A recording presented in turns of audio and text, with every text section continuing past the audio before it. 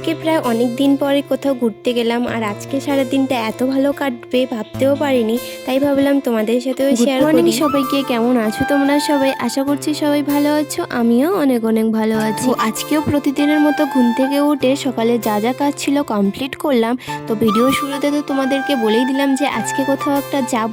তো তাই আগে রান্না বান্না কমপ্লিট করলাম, বাড়ির কাজ সব গুছিয়ে তারপরেই যাব। তো রান্না বান্না সব কমপ্লিট করে রেখে এখন রেডি হয়ে যাচ্ছি। একটা ফ্রেন্ডের বার্থডে ছিল, আবার অনেক দিন থেকে সব ফ্রেন্ডদের সাথে দেখাও হয় না, তাই ভাবলাম আজকে চলো সব ফ্রেন্ডদের সাথে দেখাও হবে, আর আজকে একটু মেলায় ঘুরতেও যাব। তোমরা তো জানো যে মাথাভাঙা একটা মেলা হচ্ছে, শিব পূজা উপলক্ষে প্রত্যেক বছরই হয়। তো আমারও তো কোথাও যাওয়াই হয় না, কারণ বাড়ির কাজ করে তারপরে যাইতে ইচ্ছা করে না।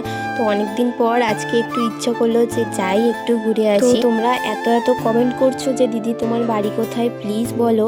তো আমার বাড়ি হচ্ছে মাথাভাঙা থেকে 20 মিনিট লাগে আমাদের বাড়ি। আর আমার ক্যামেরা কে ধরে দেয়? তো আমার ক্যামেরা কেউ ধরে দেয় না, আমি একা একাই ভিডিও করি। আর একটা স্ট্যান্ড আছে আমার, সেটাতে রেখে ভিডিও করি। হয়তো তোমরা জানো যে আমি প্রত্যেক দিন ব্লগ আপলোড করছি, কিন্তু আমি 2 দিন ব্লগ হয়তো দিতে পারবো না, কারণ আমার শরীরটা ভালো না। আজকেও আমি ব্লগ দিতে পারিনি, প্রায় আমি সকাল 8টায় ব্লগ দিই, কিন্তু এখন বাজে 11টা। আমি 8টায় ভিডিও পোস্ট করি, আর এখন আমি ভিডিও এডিট করতে বসছি, কারণ সকালবেলা থেকে কাল রাত থেকে অনেক শরীর খারাপ।